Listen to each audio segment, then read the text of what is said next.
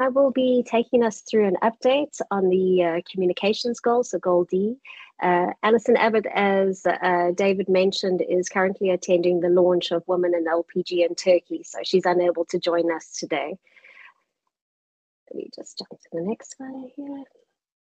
So sitting under comms, we have 3 areas of focus that we look at. So we look to enhance our global positive image through our external communications. We also look internally, and then we look to inspire action through the work of LPG Week. And you'll be hearing a bit later from Esther Assis in this presentation on an update around that. Our Global Comms Chair is Christian Aguilera. He's unable to join us this morning, but he sends his apologies. So just kicking off, so what is the general work that we've been undertaking under communications this year? So a big part of our work this year has centered around our name change. So as many of you are aware, hopefully all of you are aware, we underwent a name change on the 1st of January this year, and we changed to the World Liquid Gas Association. So we've been undertaking a very intense internal campaign in order to make sure that you, our members, are aware of our name change. We've also done a soft external campaign in order to inform external stakeholders. So we've updated our website URL, all of our social media handles, and we also have a logo toolkit, which is available online. While we were doing this update, we found a few gaps in our messaging. And as part of our brand rename, we are actually undertaking a narrative refresh. And we're doing this with the assistance of our agency, FTI. So this is a 3-phase narrative that we're undertaking. And our agency, FTI, will help us in developing a high-level thematic narrative. It's designed in order to help WLGA better engage with our external audiences and articulate our value proposition. It's going to result in a strategic framework which will help guide how we position the organization, as well as the role of liquid gas more broadly. So as I mentioned, this is occurring in 3 phases. So we're undertaking the current phase 1 at the moment, where we're reviewing our existing messages and our narratives. We're also having a look at our website. We're doing a critical review of all our social media channels, and we're also looking at 3 peers or competitors. As we move into phase 2, we'll be undertaking brainstorming and collaboration, and this will be with the team as well as with our agency as well. And we're going to have an output at the end of phase 3. So the output here, I mean, it's detailed there, but just to take you through it, we'll have an output of a 3-second tagline, a 30-second elevator pitch, a 2-page narrative, including our 4 thematic pillars. And we'll also have a supporting 3-page Q&A document, which assists with responding to criticisms and challenges of LPG. And I'll touch on that shortly. So the output here, as I mentioned, is we're going to be developing a clear narrative framework that articulates our purpose and value proposition, as well as the role of liquid gas in our energy mix. So in touching on the discussion around potential criticisms. So recently, just this year so far, we've actually already run 8 communication campaigns. So with our enhanced communications and our enhanced visibility, we need to be prepared for potential challenges in our outreach. And we've recently produced a paper outlining our response to each of these different areas where we could potentially encounter a challenge. So that paper is currently up on the members area website. You're welcome to download and have a look at it. But we've basically looked at 3 areas. So the first is general media and print, where we will review any challenges on a case-by-case basis. There's a more detailed response in that paper, but this is just a high-level overview. In social media, our general response is to ignore random trolling, so negative trolls on social media, we ignore, and we reply directly to intelligent challenges. We also have a situation where we might encounter a challenge at a live event. So those external to WLGA events. And there we're undergoing additional media training for our team in order to be best prepared with that. And we have also been re-looking the security protocols at LPG Week. We continue the work in our bi-monthly newsletter. So this is our bi-monthly magazine, The Voice, and we encourage our members to please share articles with us, any updates. We'd love to include you into The Voice.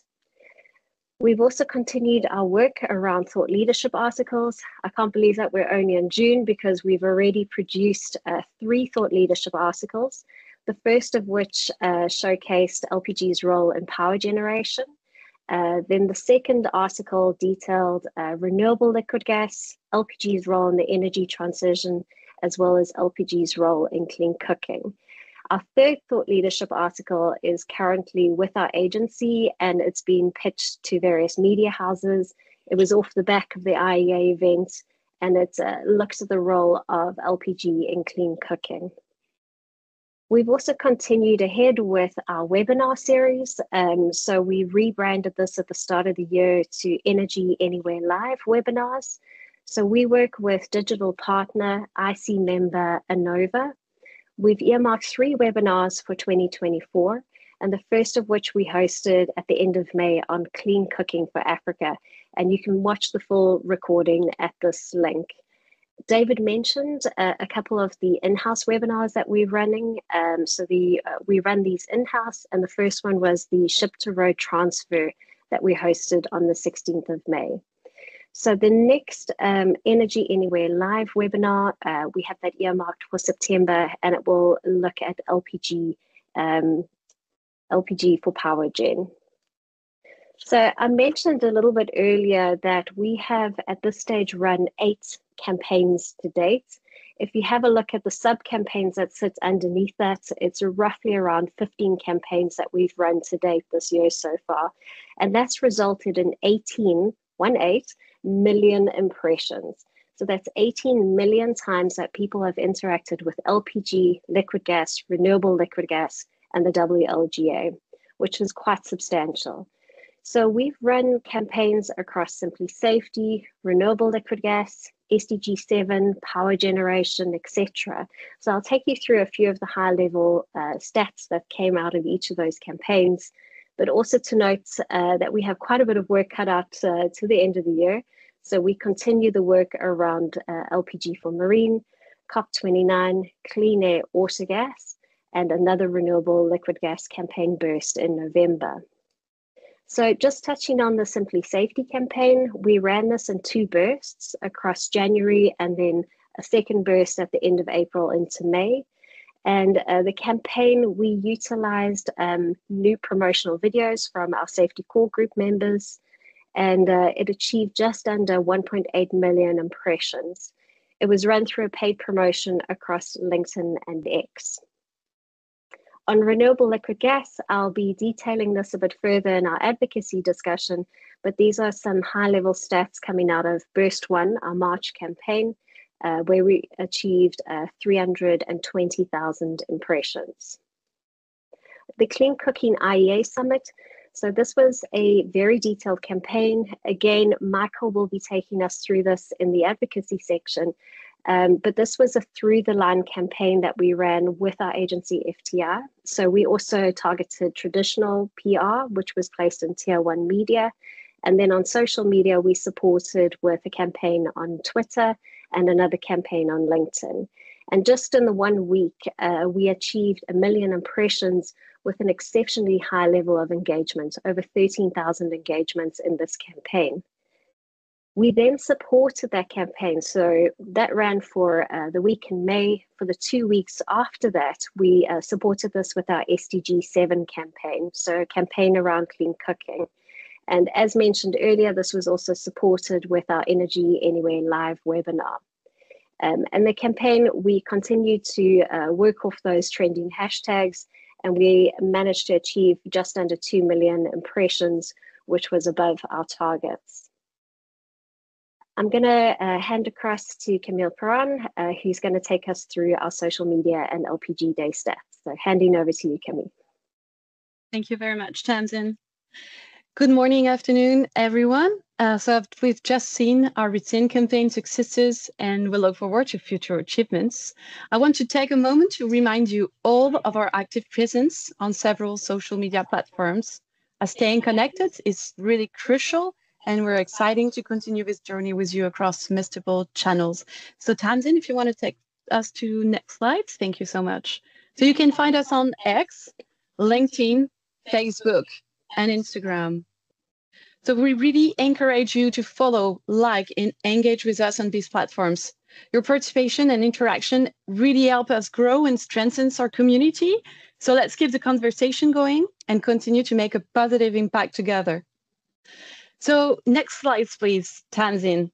Speaking of the impact we've made together, I'm really delighted to share with you the tremendous success of our recent campaign, LPG Day.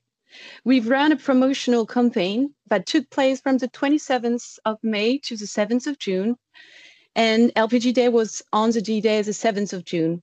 We used both X and LinkedIn for these paid promotions, and this year's content really focused on sharing compelling stats and showcasing remarkable achievements from various regions and countries, highlighting the significant impact of LPG in both our life and business. And our efforts altogether have truly paid off, as evidenced by the impressive results of our promotional campaign. We achieved a staggering 2.66 million impressions, making a 365 increase compared to last year in 2023. Engagements surged to 21,400, reflecting a 45% increase compared to 2023. Our video content really resonated widely, earning more than 500,000 views, which is a 318 increase over the previous year. And most notably, we welcome 930 new followers to our community on both X and LinkedIn platform, representing an 82 increase from last year. So these figures really underscore the growing engagement and celebration for LPG Day, and are showing that the investment we've put in this year has produced fantastic results. I really would like to extend my heartfelt thanks to everyone who participated in LPG Day and contributed to these incredible achievements. Your dedication, support, and enthusiasm are what makes such milestones possible. So thank you. Thank you very much again. I'll pass over the floor to you now, Esther, for the updates on LPG Week.